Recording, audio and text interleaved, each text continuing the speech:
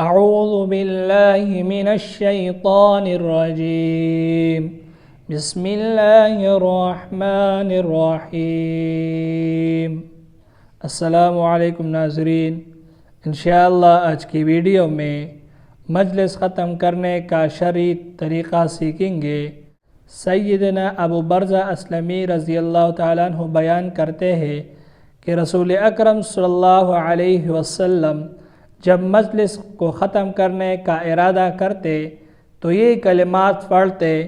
ایک شخص نے عرض کی، یا رسول اللہ صلی اللہ علیہ وسلم، آپ نے یہ کلمات اس سے پہلے مجلس کے دوران نہیں کہے۔ تو آپ صلی اللہ علیہ وسلم نے فرمایا، یہ کلمات مجلس کا کفارہ ہے۔ کلمات یہ ہے، چلے اس کلمات کو سیکھتے ہیں۔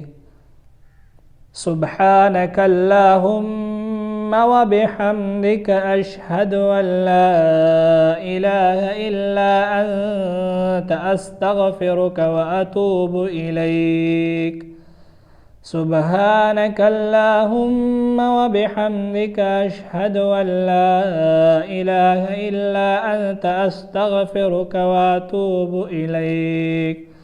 سبحانک اللہم وبحمدک اشہد ان لا الہ الا انت استغفرک واتوب الیک۔ آج کی ویڈیو میں صرف اتنے ہی۔ اللہ حافظ۔